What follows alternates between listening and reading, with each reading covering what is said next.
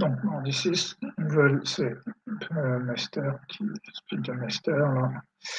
Ici on a quand même un peu plus de speed ici, plusieurs speeds dans cette zone-là le mardi. Earning, ici on a quand même des earnings, c'est important, et des débits qui sont bons. Donc voilà. Donc la grille ici, c'est la clé, c'est de se rappeler bull market achat. C'est une fois de plus, je me le répète parce que c'est tellement simple que ça en devient compliqué. Donc le premier réflexe quand il y a une baisse, c'est de racheter. Surtout si ça commence à prendre la forme d'un range baisse-hausse et aussi prendre un swing, très important. Mais il faut aussi se rappeler que ça reste des trop bas et parfois je vais choisir les 30%. C'est important de se rappeler de ça, que malgré toutes les, voilà, malgré tout le travail, malgré toute la bonne volonté, ben, il y a des fois où je ne ferai pas le bon choix, mais il faut le faire quand même. Donc la recherche sur RDMI AFB et j'aurais vendu pour vous vendre sur un triangle descendant. Donc ici, le seul trap, c'est en fait, j'essaie encore de temps en temps d'évaluer le signal. Exemple, RDMI HV, me dit que les bougies sont faibles, vu qu'il est 16 heures, il vaut mieux attendre. En fait, c'est une erreur. C'est une erreur. RDMI HB, achat terminé. En fait, il faut vraiment que j'arrive à atteindre ce truc où les signaux ont déjà été évalués, ont déjà été identifiés. Donc tout ce que j'ai à faire, c'est j'identifie, est-ce que mes critères sont remplis? Oui. OK, donc j'exécute, je gère et je répète la même chose en fait. Et donc ici à l'ouverture, bull market achat. Voilà, là, il n'y a pas d'ambiguïté, on est dans un bull market. Là, j'avais pas vraiment de grille. Donc voilà, et il y avait l'effet de switch, donc toutes les grilles liées au fait de switch. Donc ici à l'ouverture, je n'aurais pas forcément acheté. J'aurais vendu ici, parce que là j'ai enlevé AJP, on peut revenir chercher MIVAJB, voire BJP. Ici, j'aurais attendu parce que là, on est sur MIVAJB. C'est là où j'aurais eu tendance à hésiter. Voilà. Ici, est-ce que j'achète ou pas? J'aurais dû, pourquoi? Rebond MIVAJB dans un bull market, il n'y a pas vraiment d'hésitation à avoir là-dessus. Donc là, pareil ici, je n'aurais pas dû hésiter.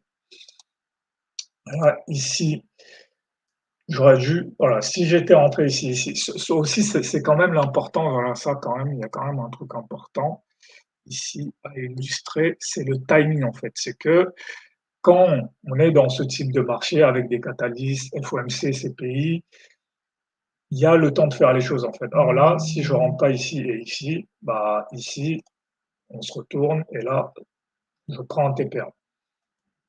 Pareil ici, si j'hésite ici, là c'est un double bottom, voilà, double bottom sur MIVAJB, pareil, j'aurais dû rentrer ici. Mais pareil, si j'hésite, j'attends là, ici, le RR1, on se retourne encore. Et c'est là où je vois un triangle descendant. Parce qu'on a essayé de monter une fois, monter une deuxième fois, on a un arrêt. Donc là, c'est pas illogique de vendre ici. Voilà, ensuite ici, de toute façon ici, 20h30, 20h45. Et là, si je rachetais, là, ça montait. Mais bon, là, je dois avouer que je ne l'ai pas vu.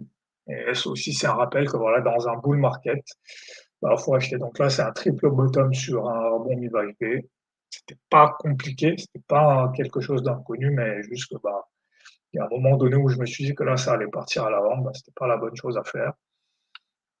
Et donc voilà, et là, bah, acheter là, acheter là. Et ici même, il y a le retest ici à 21h du fair value gap qui était encore une bonne zone d'entrée. Donc là, c'est voilà, on est juste dans un bull market et tout ce qu'il faut faire, c'est acheter. C'est pas beaucoup plus compliqué que ça. Voilà, il y a le swing, voilà, un swing à prendre ici déjà, lundi. RBH swing ici. RBH ici, pareil, swing. Donc voilà, y a rien de compliqué, voilà, juste éviter les hésitations. Je connais déjà, rebond MIVAJB achat, rebond MIVAJB achat. Même ici, rebond MIVAJB achat aussi, une fois que je vois que la baisse a échoué. Donc voilà. Et ici, bon voilà, sur le dos, c'est pas très clair. Sur le S&P, sur le Nasdaq, pas très clair non plus. Voilà. Donc on rentre aussi dans une phase de marché où, en absence de catalyste proche, voilà, les gros earnings sont terminés. Donc là, on rentre dans des moments où le marché est moins limpide. Mais les signaux restent les mêmes. Rebond mi-validé, j'achète. D'habitude, ça part en une ou deux fois. Là, c'est en trois. Bah, faut l'accepter.